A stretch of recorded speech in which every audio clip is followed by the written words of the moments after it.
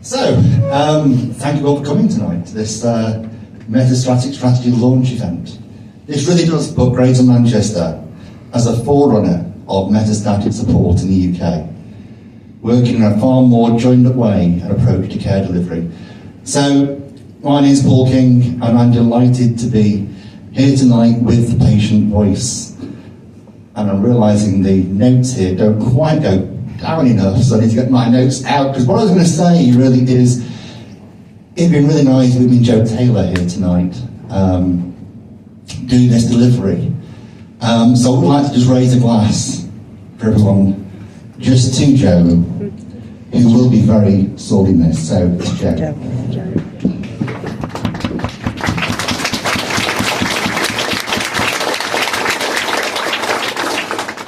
So, like Joe, as a person myself with metastatic cancer, in my case starting my prostate and then spreading to my lungs, adrenal gland, liver and spine, causing spinal cord compression.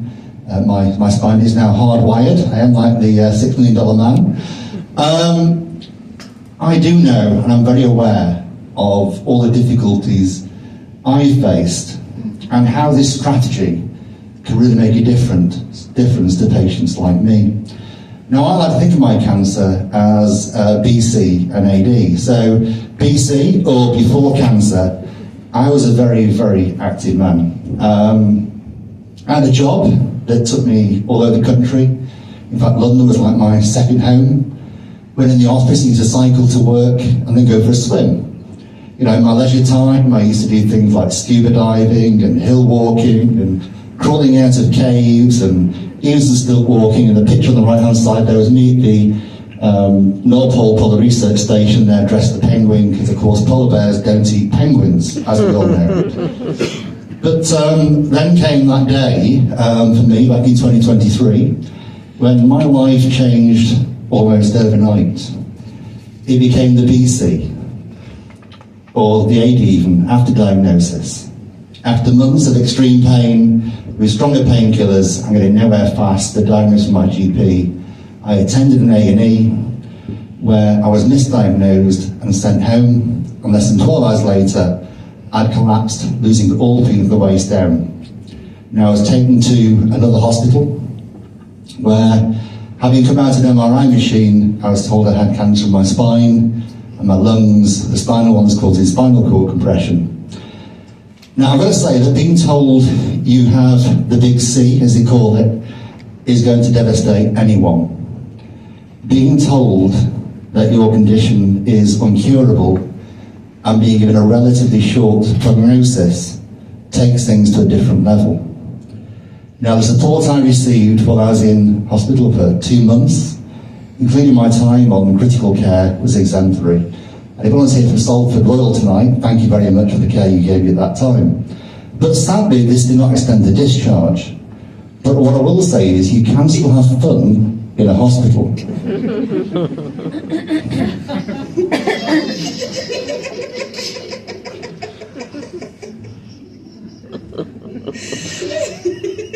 I'm not sure they really wanted me to do that. So, I'm out of hospital with carers in place and an adapted home. But then I was put on a waiting list for 6 months for neuro rehab and other support rehabilitative services. It didn't help. I was actually told that all my treatments for my cancer were palliative. It really did at that time feel like being sent home to die. It wasn't a good time at all. This illness has really affected my quality of life. It's affected my mental health greatly, and with the hormone treatments, my sense of identity. And I've got to say, I really hate this current body. I'm not the fit man I used to be.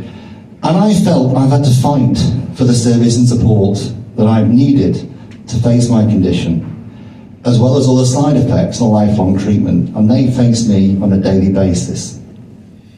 And that's often without fully knowing what I need and what services are out there. I really do not want other people going through the same things that I went through. That's why I'm here tonight.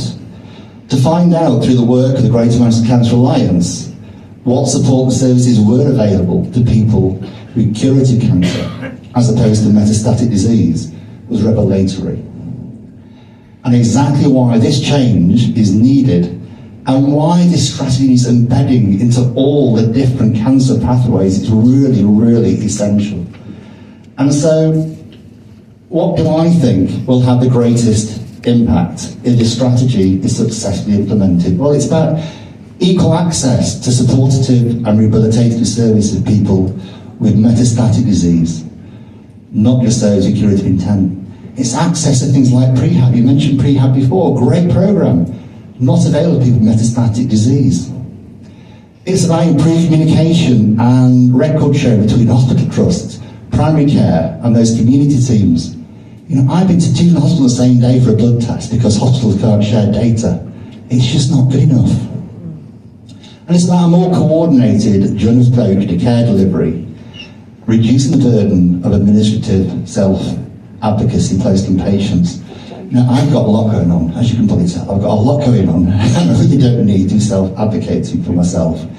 We do need a model where patients are not required to fight for every service, but instead are supported proactively, and I do mean proactively and compassionately. We talked about compassion before. And what difference do I think that will make?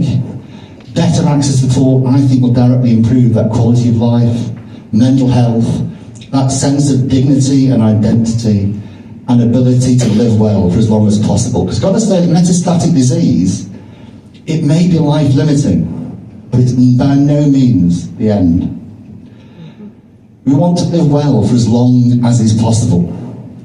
To discover the new person, the new AD, but in a positive way.